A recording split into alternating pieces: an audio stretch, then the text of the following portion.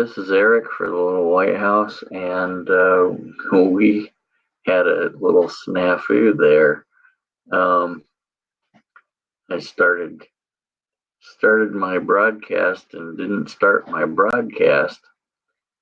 Well, anyway, this morning at church service, we had our pastor speaking to us, and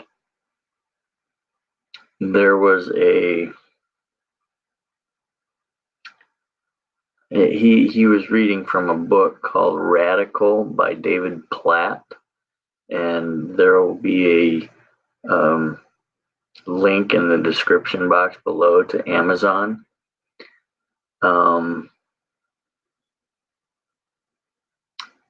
It got me to thinking because it's called Radical: Taking Back Your Faith from the American Dream. And first of all, what is the American dream? And in my mind, the American dream is to be able to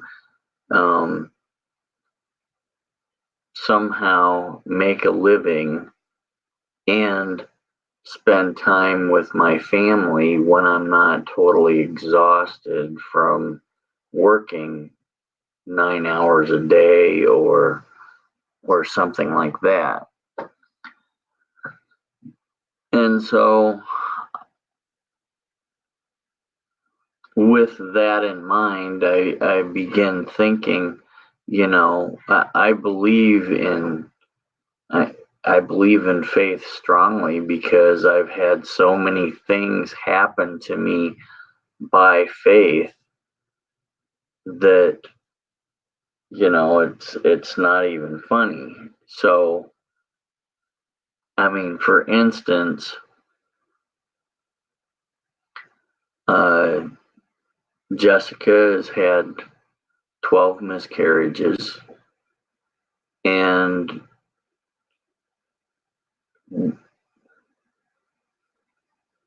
it was after those 12 miscarriages that we had our two children.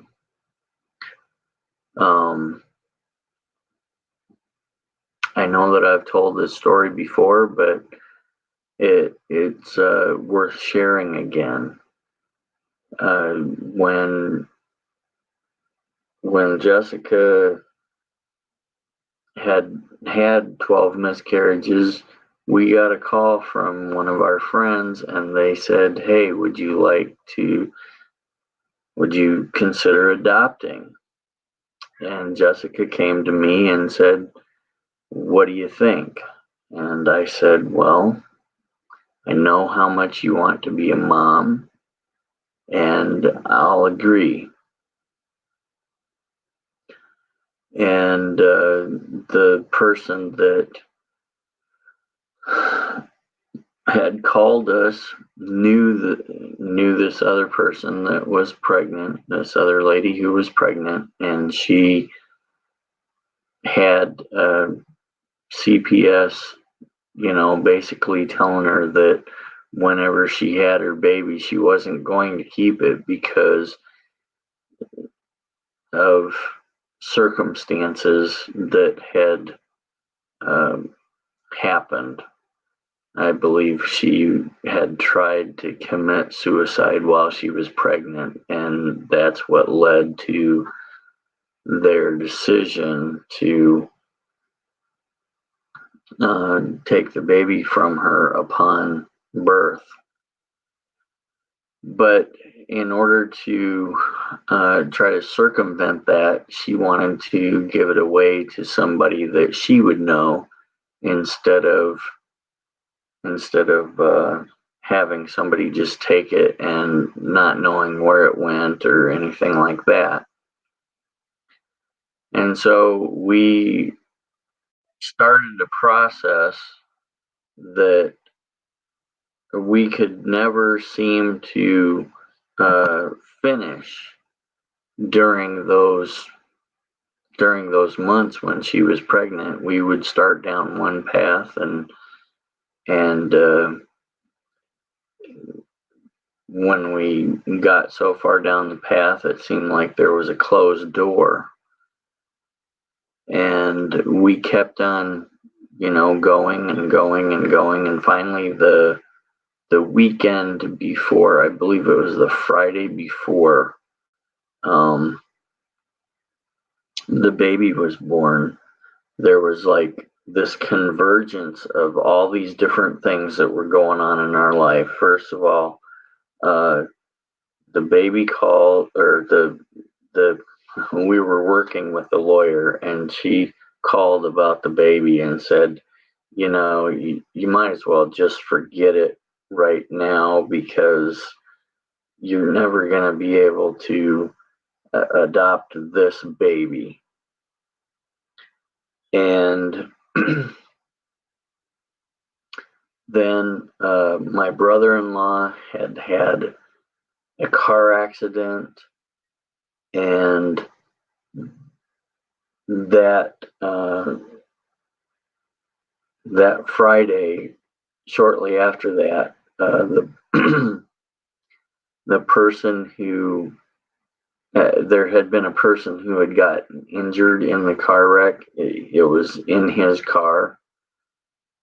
They broke their leg, and they went in for surgery, and they passed away in surgery, or from a blood clot that happened post surgery or something like that. So then he was held responsible for that person's death, even though um, it wasn't really his fault. It was due to different conditions, and he was driving, perfectly fine for that road and stuff. But you always have to factor in all these different conditions that happen, or different uh, scenarios, and you can't always find them all.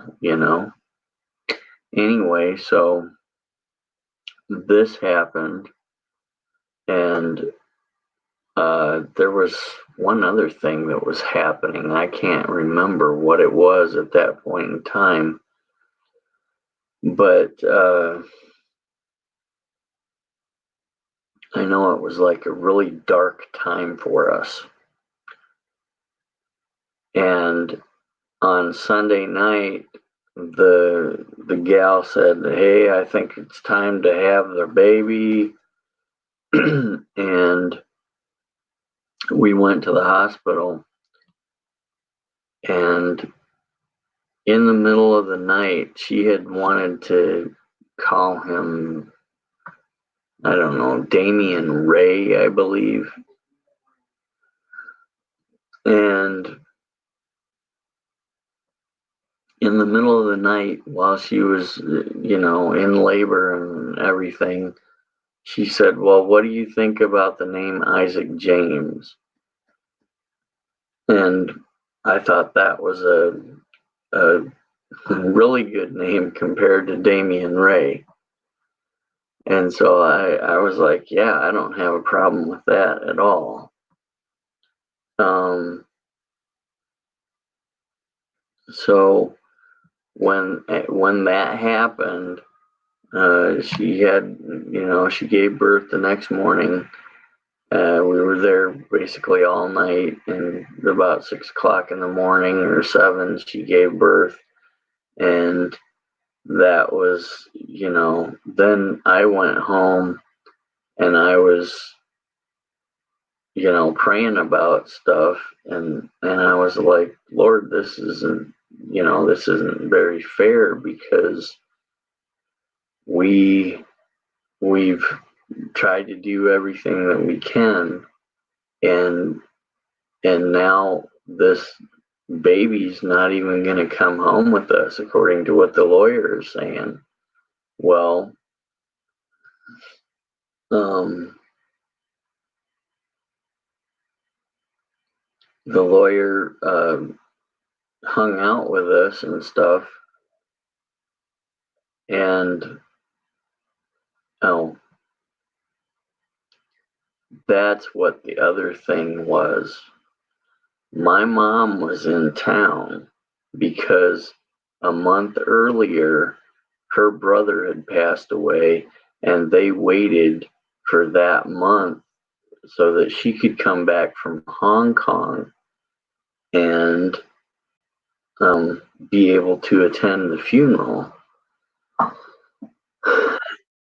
Um,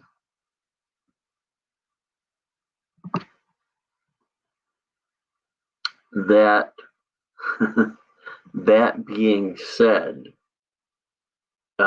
she was in town, and she hadn't had any grandchildren, and she was always asking us, you know, when are you going to give me grandchildren? Well, um, when this baby was born, uh, like I said, I was saying to God, this is just really not fair. And he said, uh, what is, I mean, I just had this thought, and I believe it was God, kind of talking to me through my thoughts. I don't know if any of you believe that or not, but that's, you know, the kind of thing that happens for me. Um, he said, "What's the baby's name?" And I was like, "Well, the baby's name is Isaac James because it was changed in the middle of the night." Well, Isaac in the Bible is the child of promise, and James happened to be my mom's brother's name who passed away. Now,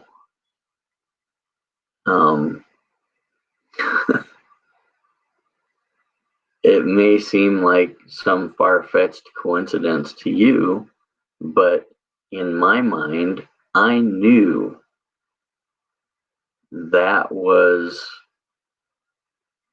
the way that was my answer. That baby was coming home with us, even though at that point in time it didn't look like it.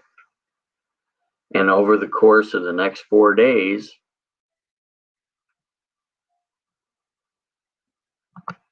the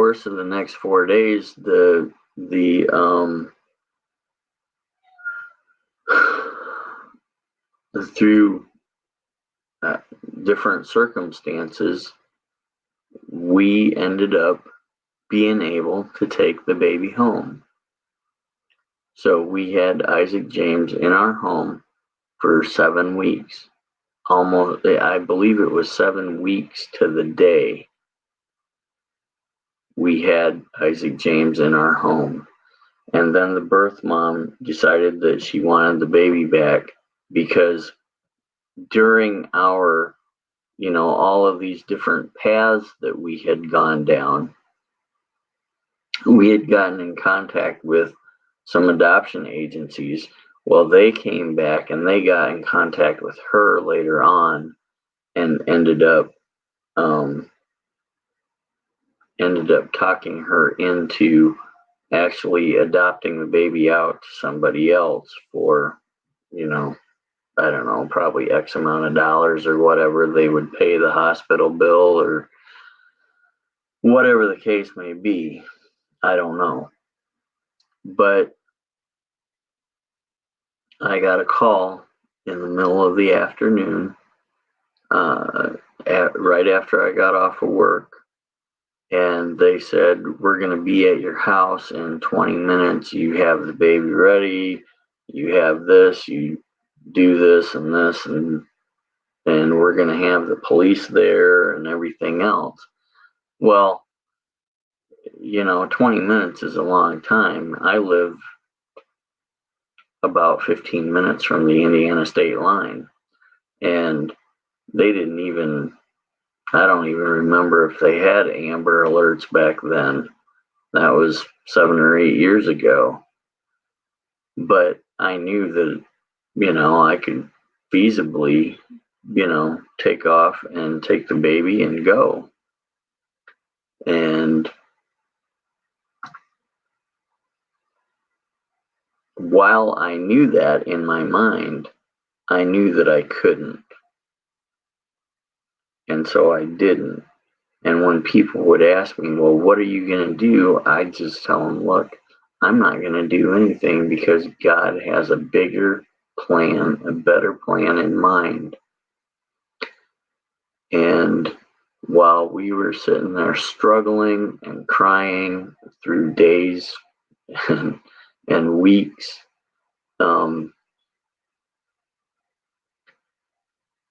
I just kept on saying that. Whenever somebody would ask me, I would tell them, look, God has something better in mind. And Jessica was going through her own battle. And she finally got to the point where she said, God, you know, if all you're going to ever let me do is be a babysitter or whatever, take care of somebody else's children, I'm going to be okay with that.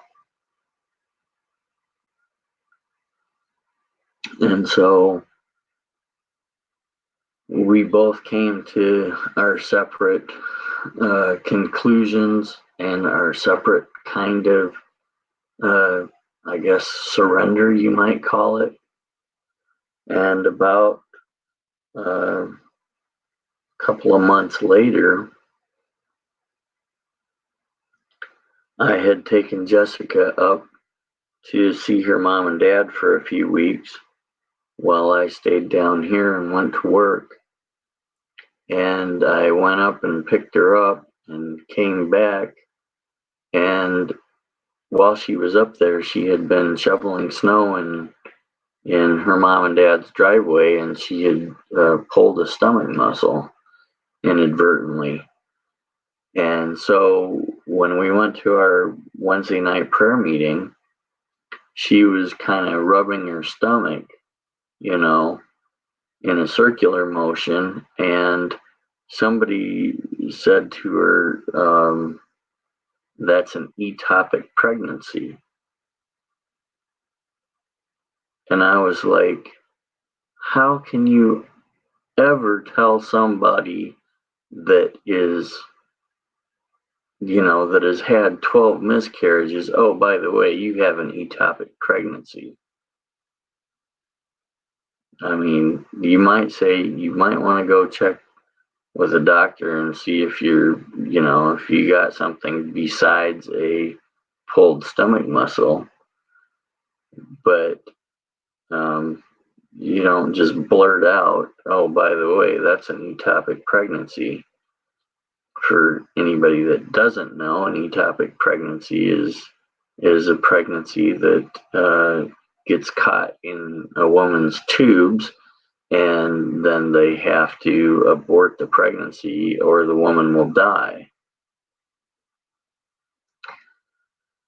Well, she said that, and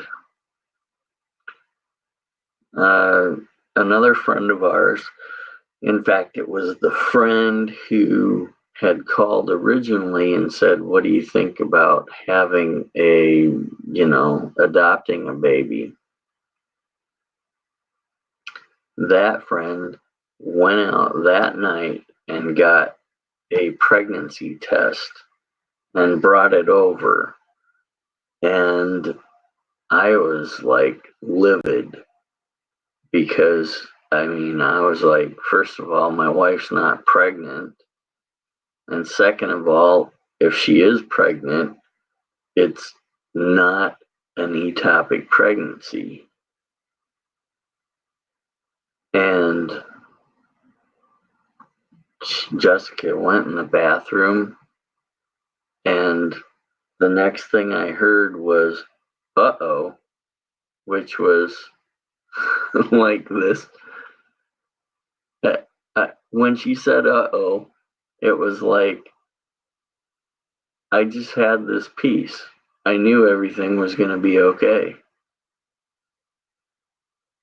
And so,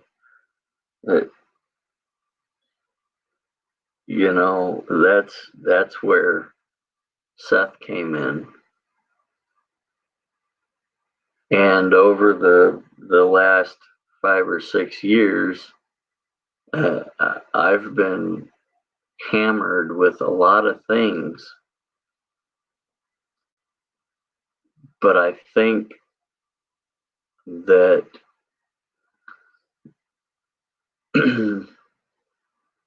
like I put in the title, the tide is turning back.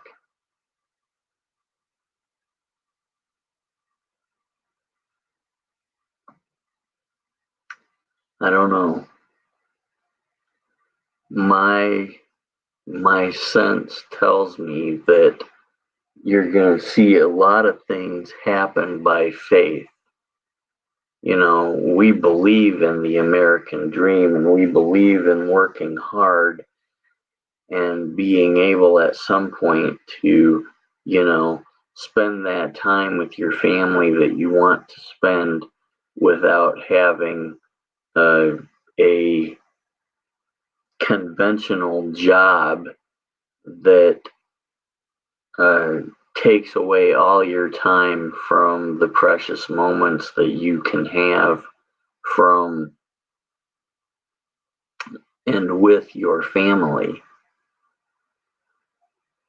But we have an even stronger belief that God is, you know, He can take any situation and turn it into that which is best for you and that which you will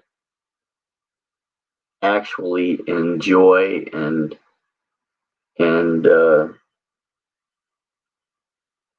be content with even more than the situation that you're currently in, because God's a God that likes to do that for his children. He allows us to go through trials to learn and to proclaim that he has something better in mind, but he also uh, knows when to say, hey, you know, enough's enough. We're going to go in a different direction. Satan, you've done all the damage you're going to do at this point in time, and I'm taking them to a different level. And that's where we've been. We've been kind of between levels for the last 5 or 6 years. We've had a lot of stuff hit us, and we've kept on going, you know, kind of one step forward, two steps back kind of a thing. But I believe that you're going to see a lot of different changes. Now, I've told you a bunch about me and my family, but I want to actually give you something that will help somebody. Um, this is once again from the book How Not to Die, and it's from the chapter How Not to Die from Diabetes. It says the good news is type 2 diabetes is almost always preventable, often treatable, and sometimes even reversible through diet and lifestyle changes. Like other leading killers, especially heart disease and high blood pressure, type 2 diabetes is an unfortunate consequence of your dietary choices. But even if you already have diabetes and its complications, there is hope. Through lifestyle changes, you may be able to achieve a complete remission of type 2 diabetes, even if you've been suffering with the disease for decades. In fact, by switching to a healthy diet, you can start improving your health within a matter of hours. Um,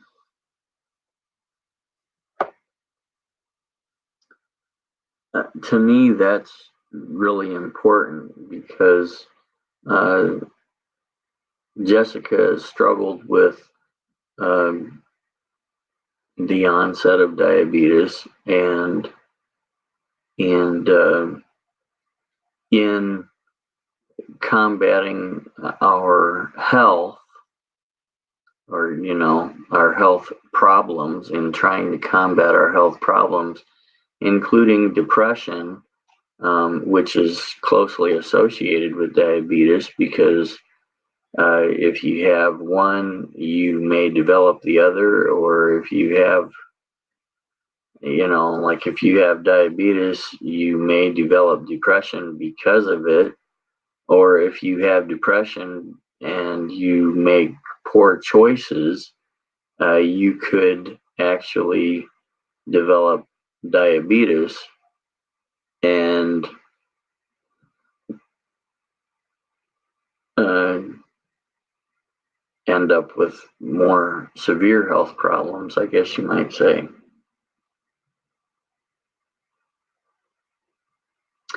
Anyway, I wanted to give people with depression or diabetes or both a little shot in the arm. There's some good news there, and you can have hope. You can also find that book in the link below, or in the description box below. I have several Amazon links down there, and if you click on any one of those, um, it'll help us out, and hopefully it'll help you out as well. Don't forget to like this video and subscribe. Don't forget to leave some comments if you need if you need any questions answered. I'm a layperson. I am not a doctor, but I can share our experience with you, and you can take that and then do your own research as far as what you would like to, uh, what kind of choice you would like to make in your life.